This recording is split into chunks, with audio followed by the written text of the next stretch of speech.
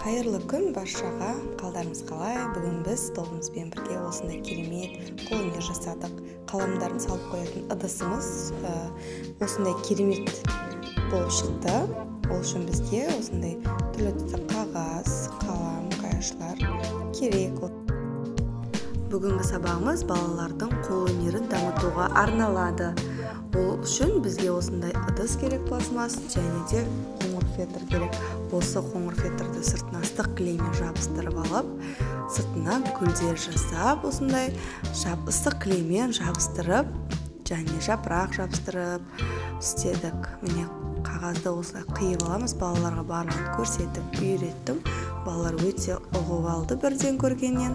Сосын өздері соны қиып жабыстырды.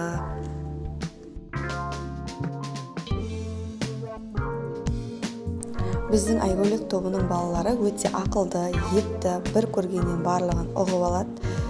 Өздері осылай гүлді қолдан орап жасады, және мен ыстық клеймен жабыстырып, осындай керемет дүние шықты.